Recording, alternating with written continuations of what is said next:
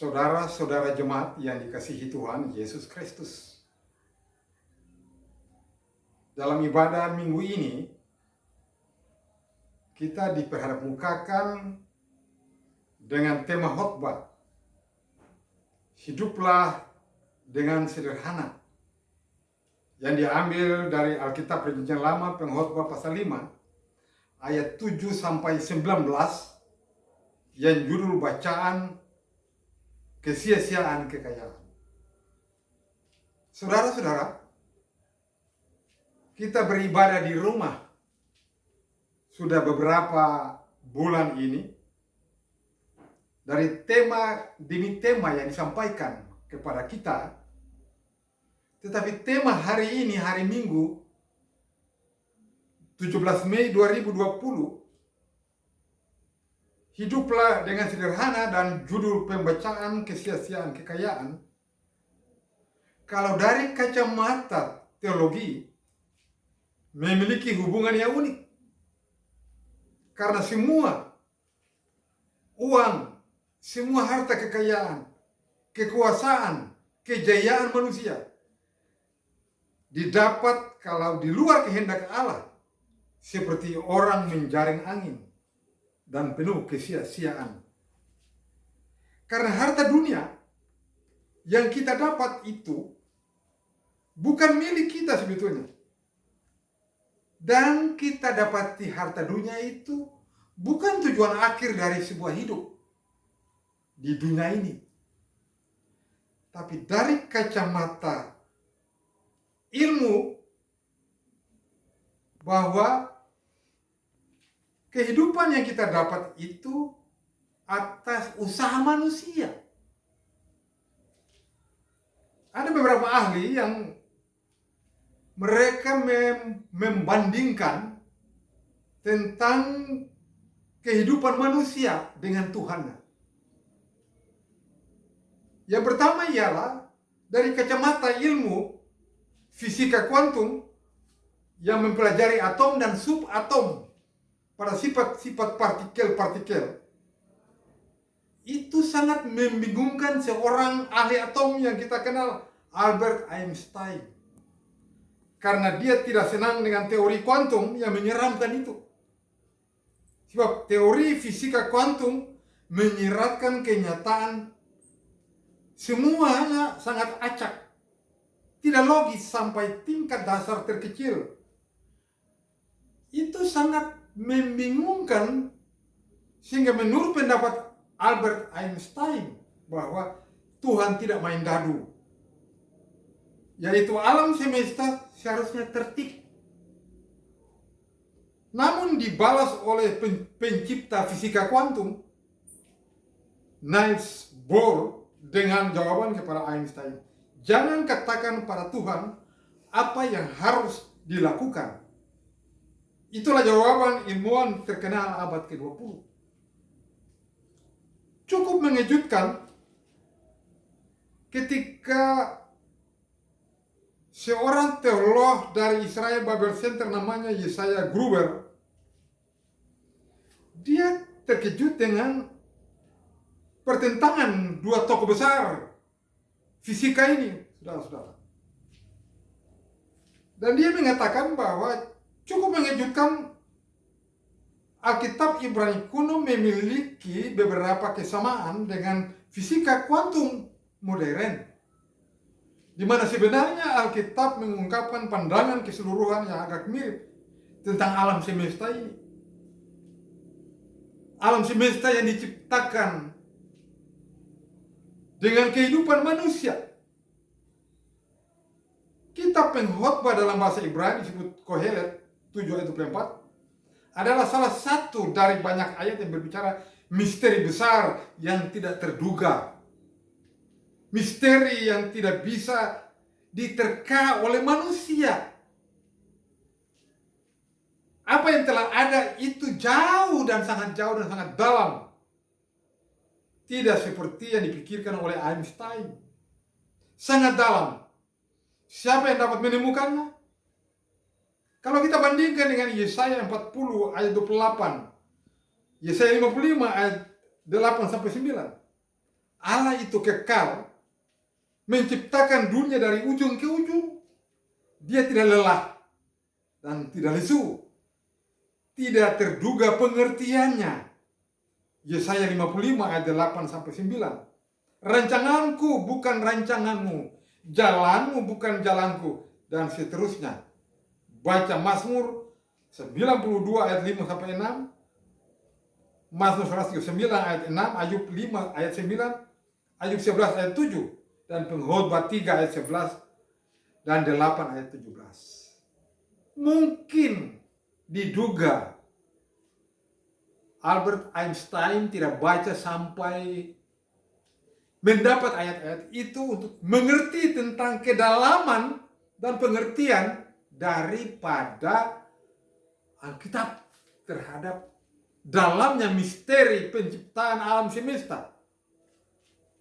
Saudara-saudara, kitab Pengkhotbah atau Kohelet mempunyai ciri khas tersendiri dari kata dasar kahal yang berarti berhimpun, tapi juga kata Kohelet diterjemahkan menjadi sang pemikir atau diterjemahkan sebagai pengkhotbah dalam perhimpunan orang banyak. Dia tidak lain adalah Raja Salomo, anak Daud. Pengkhotbah 1 ayat 1 dan 1 ayat 12. Anak Daud yang jadi raja di Yerusalem adalah Salomo yang mengatakan pada ayat 13 bahwa aku membulatkan hatiku untuk memeriksa dan menyelidiki dengan hikmat segala yang terjadi di bawah langit. Itu pekerjaan yang menyusahkan yang diberikan Allah kepada anak-anak manusia untuk melelahkan diri.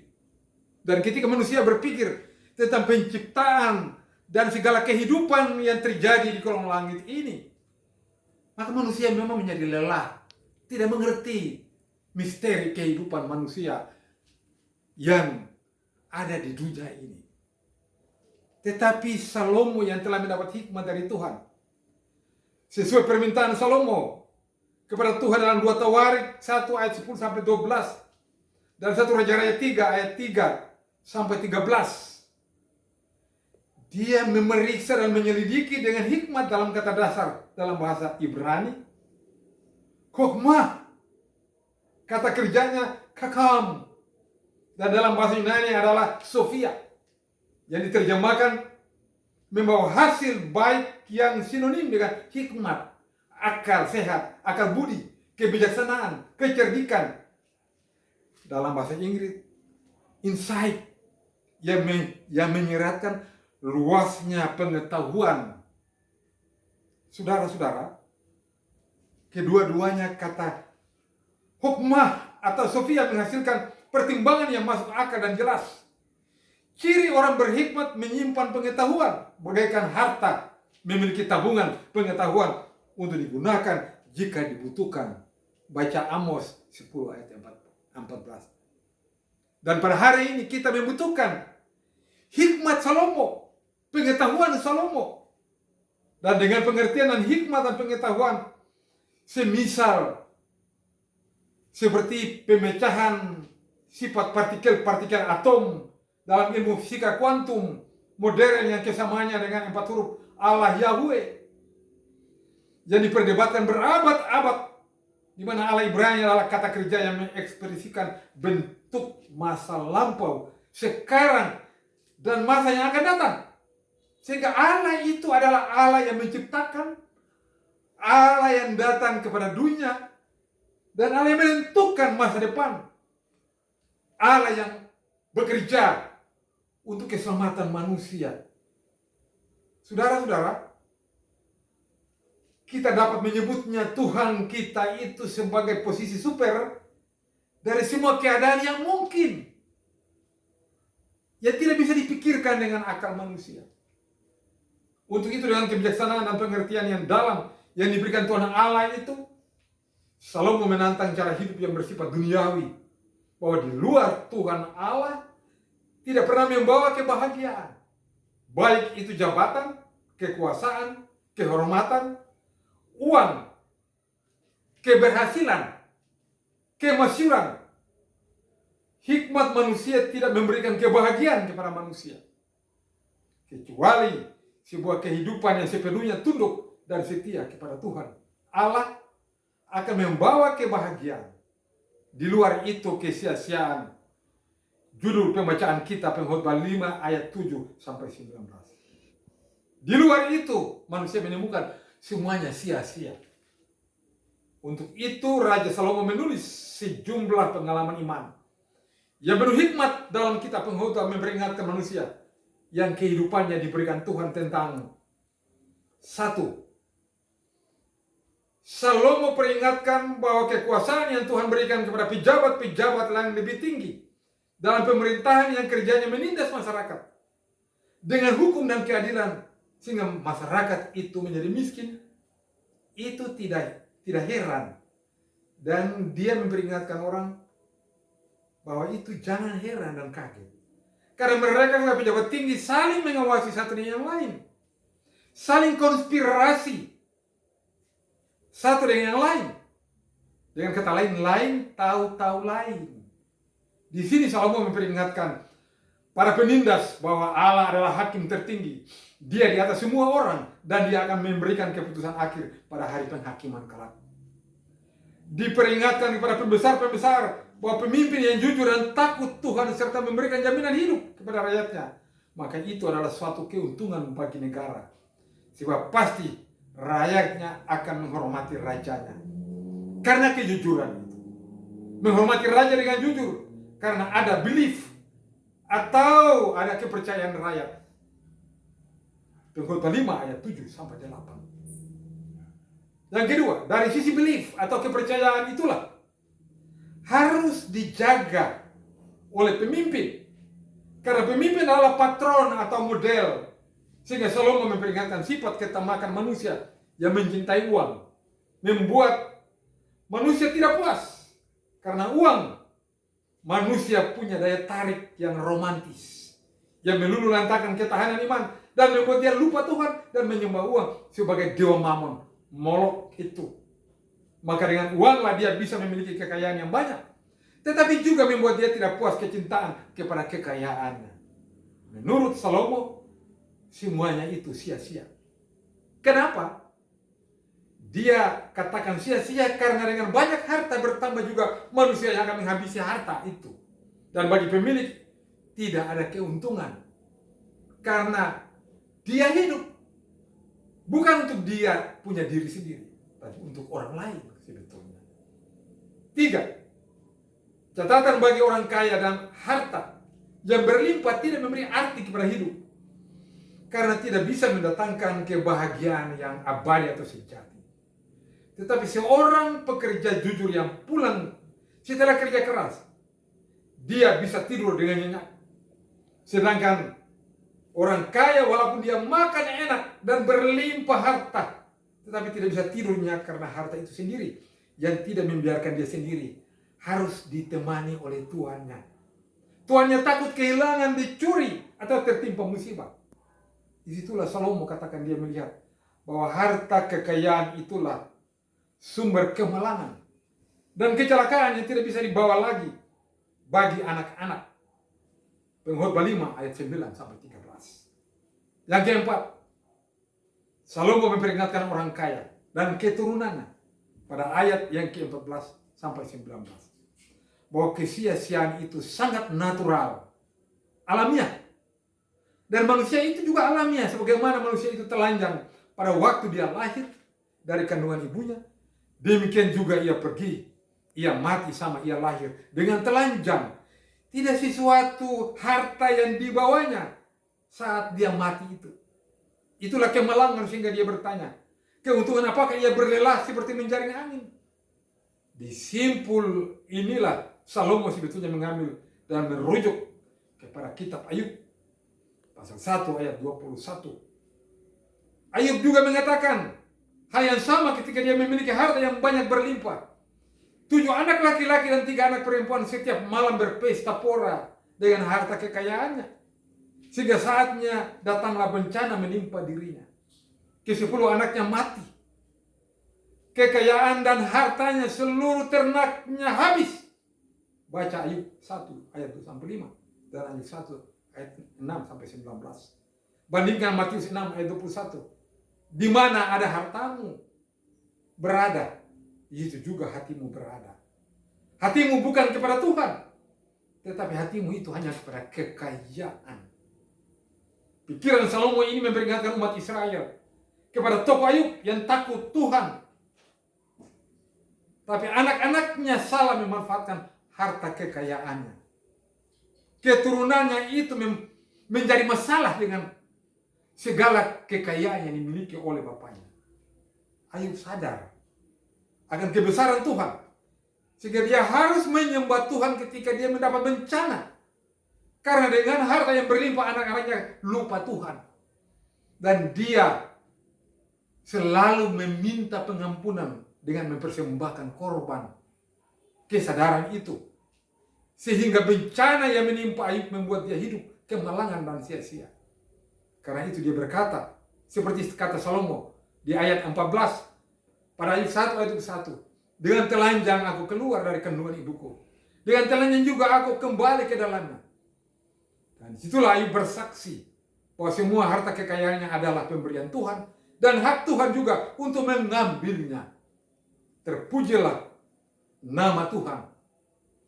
Dia memuji Tuhan karena Tuhan Allah ingatkan dia bahwa di dunia ini kekayaan yang disediakan Tuhan itu bukan milik kekal, bukan untuk berfoya-foya, bukan untuk kepentingan pribadi sendiri. Yang berhak memilikinya secara kekal adalah sang pemilik itu, yaitu Tuhan Allah. Dengan demikian, semuanya yang dimiliki manusia itu sama dengan menjaring angin, sehingga manusia itu hidup dalam kemalangan. Malahan karena kekayaannya, manusia lupa umurnya. Tidak ingat umurnya karena Tuhan Allah membiarkan dia dengan kesenangan. Dia melupakan waktu-waktu hidupnya. Dia melupakan kesenangan dan kesulitan dengan hartanya. Dia lupa akan perjalanan sejarah dia. Keluar dari kandungan ibu, telanjang, pulang juga dengan telanjang. Kesenangan hatinya, itu yang selalu dinikmati. Kesenangan semu, jadi dinikmati oleh manusia di dunia ini. Saudara-saudara jemaat terkasih dan saudara-saudara sekalian, ketika Raja Salomo dengan kemewahannya menyatakan pengalaman pahit, mengikuti penyembahan dari istri-istri bangsa lain dan dipukul Tuhan, dan dia menelusuri kehidupan dan kesenangannya dengan hikmatnya, maka menurut Salomo semuanya itu sia-sia. Karena Tuhan Allah itu tidak bisa diatur-atur manusia. Seperti dikatakan pencipta fisika kuantum Niels Bohr, "Hey Einstein, jangan katakan pada Tuhan apa yang harus dilakukan." Artinya manusia tidak punya hak memerintah Tuhan melakukan menurut kemauan manusia. Ketika Albert Einstein mengatakan Tuhan tidak bermain dadu, yaitu alam semesta harus tertib, sementara perbuatan Tuhan itu begitu dalam dan begitu dahsyat, dan sedalam-dalamnya tidak bisa didalami manusia. Karena manusia itu tidak bisa mengatur Tuhan. Tidak bisa dipahami Albert Einstein dengan perbuatan-perbuatan Tuhan yang besar. Sampai sedetil partikel-partikel atom pun Tuhan mendalaminya. Tuhan yang mengaturnya. Ketika manusia tahu, Tuhan sudah lebih tahu itu. Oleh karena itu semua pikiran manusia bukan pikiran Allah. Dan rancangan manusia itu bukan rancangan Tuhan Allah. Saudara-saudara yang terkasih, untuk itu tema kita hiduplah dengan sederhana. Maka kita sebagai orang percaya diminta memiliki hidup yang sederhana. Artinya hidup yang berkecukupan. Hidup yang rasa pada dengan apa yang ada. Dengan berkat yang Tuhan berikan kepada kita sesuai talenta yang Tuhan Allah sudah tanamkan dalam diri masing-masing. Konsep sederhana bukan berarti harus kita berusaha, harus kita tidak berusaha. Tapi harus kita berusaha supaya kita tidak miskin. Hidup sederhana bukan berarti harus kita miskin. Tapi kita harus kerja. Orang tatua bilang harus banting tulang. Karena siapa yang menabur dengan tangis akan menuai dengan sorak-sorai. Tapi siapa yang menabur angin akan menuai puting beliung. Saudara-saudara, berkecukupan bukan harus kaya mendadak. Ketika kita melihat orang lain sudah melebihi kita, dan kita harus mengambil jalan pintas untuk cepat menjadi kaya. Karena memiliki jabatan yang tinggi, kita pergunakan jabatan itu untuk menindas, memakai kekuasaan hukum, kekuasaan bersenjata dengan tindakan represif, untuk mengambil dan bisa merebut harta-harta orang. Banyak kasus hukum yang membuat orang kehilangan uang, kehilangan tanah, kekayaan habis gara-gara sidang-sidang di pengadilan. Keadilan menjadi ipu karena pejabat saling mengawasi dalam pengetahuan dan perbuatan yang sama. Dan kalau tidak didalami dengan hikmat dan akal sehat, maka semua itulah menjadi kesia-siaan manusia. Semua itu akan sia-sia seperti menjaring angin, malahan menimpa diri kita. Apa yang menjadi tujuan hidup saudara dan saya? Apakah dengan kumpulkan harta yang banyak dan kekayaan yang melimpah dapat membuat saudara berbahagia? Atau menjadi pejabat yang menonjol dan populer di publik dan halayak? Raja Salomo seorang raja yang dikenal dengan hikmat. Hikmat memiliki kekayaan melimpah. Yang ditulis dalam 2 Tawarik 9 ayat 13-28. Khusus ayat 22. Raja Salomo melebihi semua raja di bumi dalam hal kekayaan dan hikmat. Ternyata itu bagi Salomo tidak memuaskan dengan penghasilannya. Baca Pengkhotbah 5 ayat 9. Untuk itu dalam menghadapi pandemi COVID-19, kita sebagai orang percaya, kita harus tahu bahwa kedalaman hati Tuhan itu tidak bisa diterka. Kalaupun COVID-19 ini adalah buatan manusia, maka dia akan berperkara dengan Tuhan. Dan Tuhan akan bertindak. Sehingga Tuhan akan menampilkan siapa yang berada di balik ini semua. Walaupun para ahli sekalipun, dia tidak akan bisa mendalami kedalaman Tuhan dengan kekuasaannya. Saudara-saudara, karena apa? Ketika korban berjatuhan dengan COVID-19, maka Tuhan pasti tidak tinggal diam. Tuhan akan melihat apa yang terjadi di kolong langit ini, dan dia mengetahui. Oleh karena itu, ketika kita mengalami pandemi COVID-19 yang berkepanjangan, kita sebagai orang percaya yang memiliki uang, memiliki kekayaan, harus ditaruh dalam terang kacamata Tuhan Allah. Agar ketika kita melihat mereka yang berkekurangan, pakailah kekayaan itu untuk kepentingan kemanusiaan. Supaya ada perimbangan. Hidup sederhana itu memiliki konsep yang paling dalam, yaitu hidup saling mengasihi. Agar yang miskin tidak berkekurangan dan yang kaya tidak berkelebihan. Bencana COVID-19 ini menguji kita yang memiliki kekayaan lebih. Dan ini kesempatan bagi kita